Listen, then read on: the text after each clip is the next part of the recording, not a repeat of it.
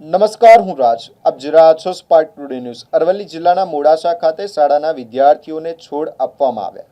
એક ઘર એક વૃક્ષ અભિયાન અંતર્ગત મોડાસા કેળવણી મંડળની મોડાસા હાઈસ્કૂલ, સર્વોદય હાઈસ્કૂલ અને બી કનાઈ સ્કૂલના વિદ્યાર્થીઓને છોડ આપવામાં આવ્યા. કેળવણી મંડળના અંદાજે 1800 જેટલા વિદ્યાર્થીઓને પૂર્વ રાજ્ય કક્ષાના મંત્રી અને મોડાસાના ધારાસભ્ય ભીખુસિંહ પરમાર અને અન્ય આમંત્રિત મહેમાનો, મંડળના પ્રમુખ, હોદ્દેદારો અને શિક્ષકોના હસ્તે વિતરણ કરવામાં આવ્યું હતું. આ પ્રસંગે શાળા પટાંગણમાં વૃક્ષારોપણ પણ કરવામાં આવ્યું છે.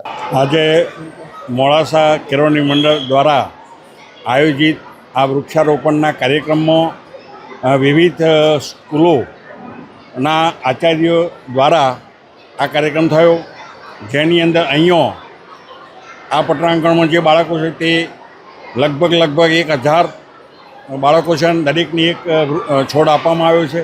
એવી જ રીતે કનાલ સ્કૂલમાં પણ 600 થી 700 બાળકોને ત્યાં પણ એક વૃક્ષ આપવામાં આવ્યું છે. એટલે આમ કુલ 1900 છોડવાઓ વૃક્ષો આજે દરેક એમના ઘરે આ બાળકો એમને વાવશે અને એ ઉછેરશે, એનો મને સંપૂર્ણ વિશ્વાસ છે.